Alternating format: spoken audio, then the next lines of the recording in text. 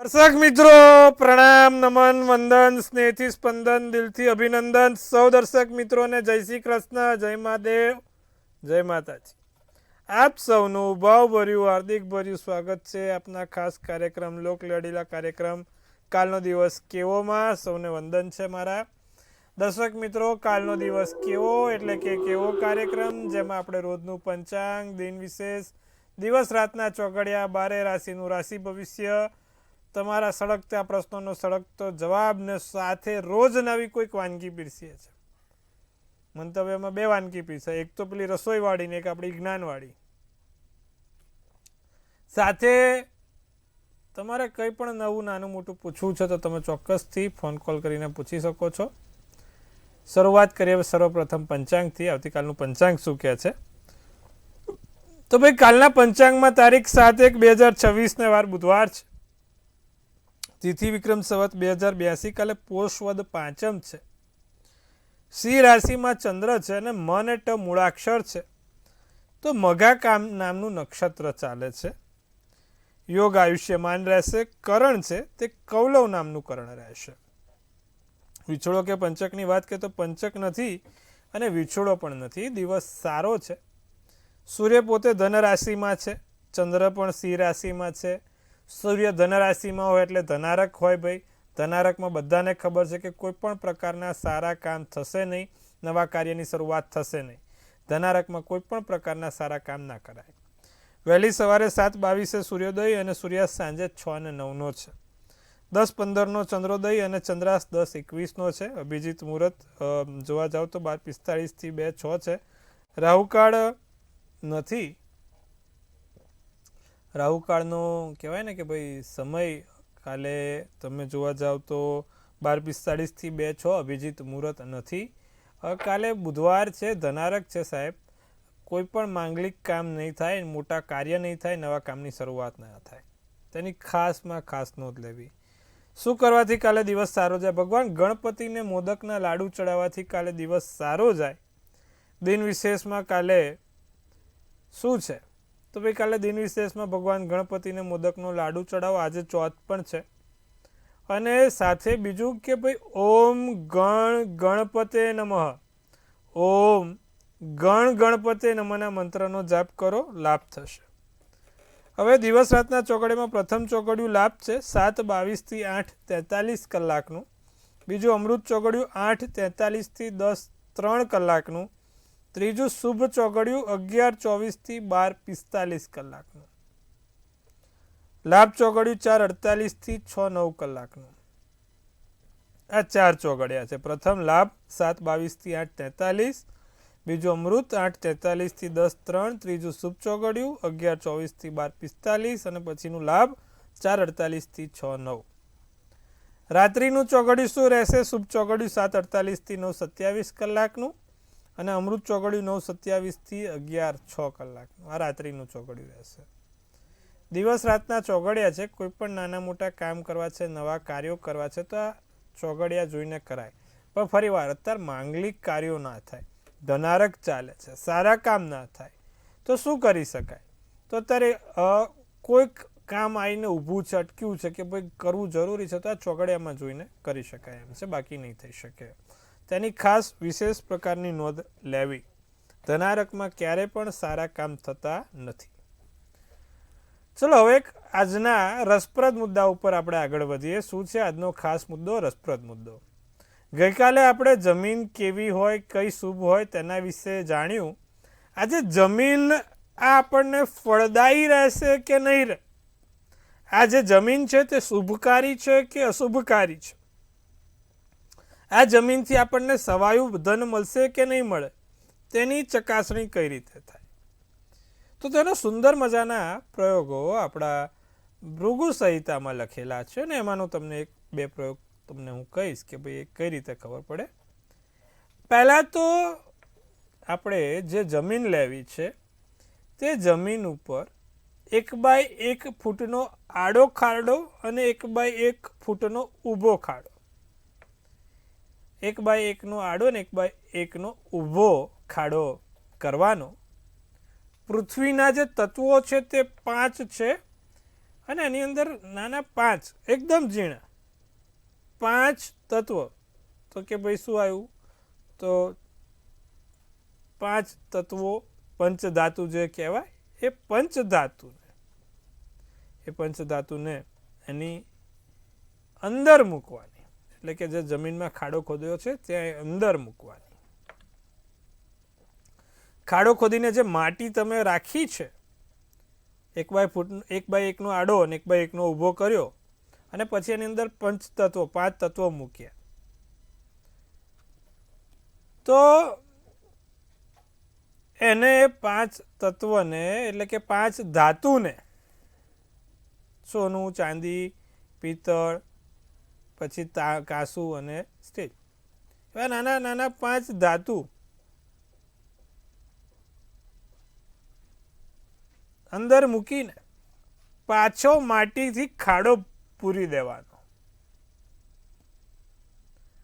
અને એ ખાડો પૂર્યા બાદ જો જમીન વધે એટલે કે માટી વધે એમાંથી, તો સમજવું કે એ જમીન સવાયું ફળ આપશે. 1x1 ફૂટનો ખાડો ખોદ્યો, માટી બહાર કાઢી, નાના નાના આટલા 5 તત્વો મૂકી દીધા, માટી પૂરી દીધી, અને જો એ માટી પૂરતા પર થોડીક માટી વધે તો સમજવું કે સવાયું છે, એ જમીન સવાઈ થશે, ફળદાયી રહેશે. બીજું કે એ માટીને પૂરતા સમતલ માટી થઈ જાય, એટલે કે જેટલી ખોદી છે એટલી બધી આવી ગઈ અંદર, તો સમજવું કે આ મધ્યમ વર્ગની ભૂમિ છે. અહીંયા તમે કંઈ પણ કરો તો ના પ્રોફિટ ના લોસ, જેવું હતું તેવું ચાલ્યા કરે. અને ત્રીજું આવે કે જો એ માટીને પૂરતા પણ માટી ઘટે છે, તો એ જમીનને આપણે શુભકારી ગણતા નથી. અને તમને નવાઈ લાગશે કે પહેલાના જમાનામાં રાજ જ્યોતિષો આવી જ રીતે નગરની વ્યવસ્થા કરતા હતા, કે જે જગ્યા ઉપર જમીન વધી છે, જે જગ્યા ઉપર માટીને પૂરતા માટી વધી છે, તેવી જગ્યા ઉપર મોટી મોટી શાળાઓ બનાવાય, મોટા મંદિરો બને, મોટામાં મોટા રાજમહેલ બનતા હતા. હવે જે જગ્યા મધ્યમ છે, કે ભાઈ નથી માટી વધતી નથી ઘટતી, એ જગ્યા ઉપર નગરજનોના રહેઠાણ વસતા હતા. અને જે જગ્યા ઉપર માટી ઘટી છે તે જગ્યા પર સ્મશાન, દવાખાના કે એવી બધી વ્યવસ્થાઓ થતી હતી. તો આ પ્રમાણે આપણા માટીથી આગળ કેમનું રહેશે નગરજનોનું ભવિષ્ય તે નક્કી થતું હતું રાજ જ્યોતિષના સમયમાં. હવે બીજી કઈ પ્રયોગથી આપણે જાણી શકાય કે જમીન સારી છે? કારણ કે આપણને ડ્યુઅલ ચકાસણી કરવાની ટેવ છે, ફરી એમ 2 વાર ચકાસણી કરીએ તો જીવને સંતોષ થાય. તો ફરી વાર એ જ પ્રક્રિયા કરવાની છે. 1x1 આડો 1x1 ઊભો ખાડો ખોદવાનો છે. એ ખાડો ખોદીને પાણી એકદમ છલોછલ પાણી ભરી દેવાનું છે. અને પાણી ભર્યા પછી તમે પોતે 100 પગલાં ઉત્તર દિશા તરફ તમારે જવાનું. જેની પણ જમીન કે મકાન લેવું છે, એ વ્યક્તિ પોતે 100 પગલાં ઉત્તર દિશા તરફ જાય અને 100 પગલાં ભરીને પાછો આવે. પાણી ભરી દીધું, સમતલ થઈ ગયું, પછી એ ધીરે ધીરે 100 પગલાં આગળ જશે અને પછી પાછો આવશે. અને જો પાછો આવે ત્યારે પાણી સેમ ટુ સેમ હોય, એટલે કે પાણીનું સ્તર એવું ને એવું જ હોય, તો એને મધ્યમ કહેવાય કે ભાઈ એકદમ મધ્યમ વર્ગની એ ભૂમિ કહેવાય. પણ એ પાણીનું સ્તર થોડુંક ઉપર આવ્યું હોય તમને એવું લાગે કે પાણી જેટલું ભર્યું તેના કરતાં થોડુંક ઉપર આવ્યું છે, તો તમારે સમજવું કે આ ભૂમિ સૌથી સારી, શુભકારી અને સફળતા ભૂમિ છે. પાણી થોડુંક ઉપર લાગે, કદાચ ઉપર ના લાગે તો ઘટવું તો ના જ જોઈએ. જો 40% એમાં ઘટાડો થઈ ગયો છે તો એકદમ ઓછું મધ્યમ ફળ આપશે. ખૂબ જ મધ્યમમાં પણ એની નીચેનું એક આવે ઓછું મધ્યમ ફળ. સમતલ હોય તો મધ્યમ જ રહે, પણ 40% પાણી કદાચ ઓછું થઈ ગયું છે, 25 થી 40%ની વચ્ચે, તો ઓછું મધ્યમ ફળ આપશે. પણ જો એ 40%થી પણ નીચું થઈ જાય, એટલે કે અડધાથી પણ થોડુંક નીચું થઈ જાય, અડધું થઈ જાય, તો એ ભૂમિ ક્યારે પણ ના લેવાય. એ ભૂમિ પર ક્યારે પણ કોઈ બાંધકામ ના થાય. પછી એ ફેક્ટરી હોય કે પછી એમાં ઇન્ડસ્ટ્રીઝ હોય કે પછી પોતાનું ઘર તમે બનાવતા હોય, આ વસ્તુની ખાસ ચકાસણી કરવી. કારણ કે પંચભૂતથી, પંચતત્વથી આપણી આ પૃથ્વી બની છે ને. આવા ઘણા પ્રયોગો છે, ભૃગુ ઋષિએ લખેલા છે, વરામિહિરે લખેલા છે, કે તમે તમારી ભૂમિની ચકાસણી કેવી રીતે કરી શકો છો. ભૂમિ સારી છે કે ખરાબ એ તમે તપાસી શકો છો આવા પ્રયોગોથી. તો દર્શક મિત્રો, આજે સુંદર મજાની વાત કરી ભૂમિના કેવી રીતે ઓળખ કરવી, તેના પર આપણે આજે પ્રકાશ આપ્યો છે. ફરીવાર આવતીકાલે કોઈક આવો નવો રસપ્રદ મુદ્દો લઈશું. આપણે ઉત્તરાયણ પછી દરેક જે પણ લોકોનો જન્મ જે મહિનામાં થયો છે એવા લોકોનું કેવું હોય ભવિષ્ય તે અને કેવા હોય લોકોના બધા લક્ષણો, એ પ્રમાણે આપણે ચર્ચા કરીશું, પણ એ ઉત્તરાયણ પછી કરીશું. અત્યારે આપણે આ 2-4 આવી સરસ મજાની વાતો કરીશું. હવે વાત કરશું 12 રાશિના રાશિ ભવિષ્યની. કેવો રહેશે 12 રાશિ માટેનો કાલનો દિવસ? પ્રથમ રાશિ મેષ રાશિની વાત કરીએ તો ધન સંબંધી કાર્યો ઉકેલાશે. પૈસાને લગતા કોઈ કાર્યો ઉકેલાય. તમારે જે લોકોને કળા ક્ષેત્રવાળાને છે એવા લોકોને સારો એવો ફાયદો થાય. મિત્રોની મદદથી સારા એવા કામ પૂરા થશે. રોકાણ કરવાથી લાભ થશે. જાંબલી શુભ કલર, શુભાંક 9 રહેશે. વૃષભ રાશિની જો વાત કરીએ તો ધારેલું કામ પૂર્ણ થાય. માથામાં દુખાવો રહ્યા કરે, ક્યાંક ને ક્યાંક માથાને સણકા નાના મોટા વાગે. લાંબા સમયથી અટકેલા જે કામ છે તે પૂર્ણ થશે. જમીન મકાનથી લાભ રહેશે. કેસરી શુભ કલર, શુભાંક 1 રહેશે. મિથુન રાશિની જો વાત કરીએ તો માનસિક શાંતિ મેળવવી, મગજ શાંત રાખવું. ધાર્મિક કાર્ય કરી શકાય છે. ધાર્મિક હેતુ ક્યાંક ને ક્યાંક મુસાફરી થાય.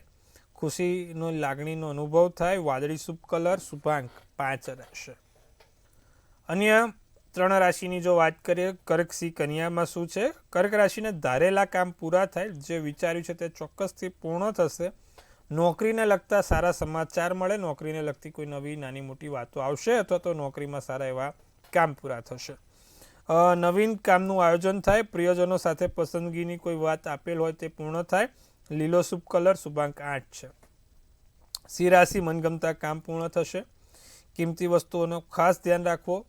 દિવસ સરસ રીતે પસાર થઈ શકે છે. આનંદ ઉત્સાહ સાથે દિવસ પસાર થશે. સોનેરી શુભ કલર, શુભાંક 6 રહેશે. કન્યા રાશિ માટે દિવસ લાભકારી છે. વેપારમાં બેદરકારી ના રાખવી.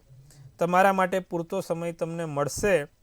તમારું માન સન્માન થશે. ગુલાબી શુભ કલર, શુભાંક 7 રહેશે.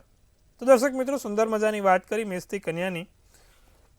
હવે સમય થઈ ગયો છે આપણા ખાસ દર્શક મિત્રો જોડે વાત કરવાનો, તેમની મૂંઝવણ દૂર કરવાનો. શું છે પ્રથમ કોલરની આપણે સમસ્યા તે જાણીશું અને તેમનું નિવારણ પણ લાવીશું. હેલો.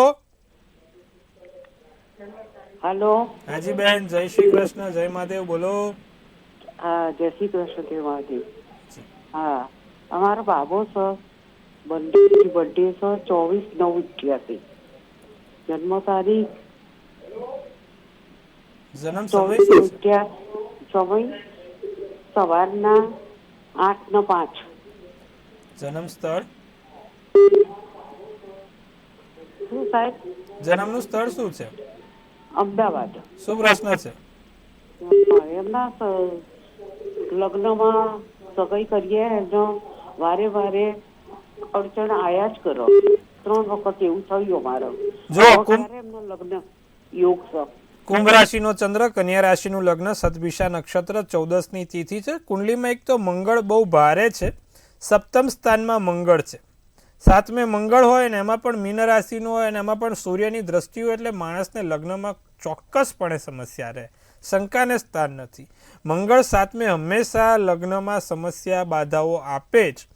મંગળનું નિવારણ જરૂરી છે. એની પાસે એક મંગળનું યંત્ર રખાવો, મંગળના મંત્ર જાપ કરાવો. તમારા કુળદેવીને દર મંગળવારે લાલ કંકુની ડબ્બી અને લાલ ચૂંદડી ચડાવે, ઘણું લાભ રહેશે, ઘણો સારો એવો ફાયદો થશે. આટલું કરાવજો, વાંધો નહીં આવે. અન્ય દર્શક મિત્રની સાથે વાત કરીશું, તેમની મૂંઝવણ દૂર કરીશું. Hello hello hello. હાજી, જય શ્રી કૃષ્ણ, જય મહાદેવ. બોલો. 21 માર્ચ 2000. શું છે આપનો પ્રશ્ન? જન્મ તારીખ, સમય, સ્થળ આપશો. 21 માર્ચ 2000. હા, જન્મ સમય બપોરે 4:25. અમદાવાદ. જી. હા, એના લગ્ન યોગ ક્યારે છે અને અમેરિકા કેનેડામાં સ્થિર થશે પાત્રમાં. કન્યા રાશિનો ચંદ્ર, સિંહ રાશિનું લગ્ન, હસ્ત નક્ષત્ર, મંગળવારનો દિવસ અને દ્વિતીયા તિથિ એટલે બીજના દિવસે જન્મ છે. 12મા સ્થાનમાં રાહુ છે એટલે જે તમારો જે પ્રશ્ન છે કે ભાઈ વિદેશમાં સેટ થશે કે નહીં થાય, તો એનો જવાબ હા છે. ચોક્કસપણે વિદેશમાં સારી રીતે સેટ થઈ શકશે. હવે જે તમારો લગ્ન સંબંધી પ્રશ્ન છે તેમાં થોડીક ગડબડ છે, કારણ કે મંગળ શનિ જોડે છે અને મંગળ શનિ જોડે હોય એટલે સમજવાનું કે ભાઈ ગડબડ. તો મંગળ શનિનું નિવારણ શું? મંગળ શનિનું નિવારણ એક છે કે દર મંગળવારે શનિવારે સંકટ મોચનનો પાઠ કરાવો. એમેથિસ કરીને એક રત્ન આવે, તે ચાંદીની ધાતુમાં પહેરાવાનું રાખો અને નિત્યક્રમ પ્રમાણે શનિના મંત્ર જાપ, ઓમ પ્રાંગ પ્રીંગ પ્રોંગ શનેશ્વરાય નમઃ જો નિત્યક્રમ બોલે તો એમને લગ્નમાં કોઈ બાધા નહીં આવે, નહીં તો લગ્નમાં બાધાઓ સાથેનું જીવન છે. આ વસ્તુનું ખાસ ધ્યાન રાખીશું. અન્ય દર્શક મિત્રને જોડીશું આપણે, તેમની મૂંઝવણ દૂર કરીશું. હેલો. જય ગણેશ. જય ગણેશ, હર મહાદેવ. બોલો. હા, હર મહાદેવ. આપણે બેબી માટે પૂછવાનું હતું. શું છે બેબીની જન્મ તારીખ? 20/1/1998. સમય? જન્મ સમય સવારે 7:03. અને સ્થળ અમદાવાદ. લગ્ન માટે હતું સાહેબ. લગ્ન ક્યારે થશે સાહેબ? કેવો લાગે છે પહેલા તમે એમને કહો, કેવો લાગે છે અમારો કાર્યક્રમ? હા, બહુ સરસ સાહેબ. હવે જો કન્યા રાશિનો ચંદ્ર, ધનુનું લગ્ન, મંગળવારનો દિવસ, ચિત્રા નક્ષત્ર, 7મની તિથિ છે. હવે 7મા સ્થાનનો માલિક બુધ પોતે લગ્નમાં બેઠો છે. હાલમાં મંગળ ગુરુ કેતુ 3જા ભાવમાં છે, એના કારણે થોડીક સમસ્યા છે.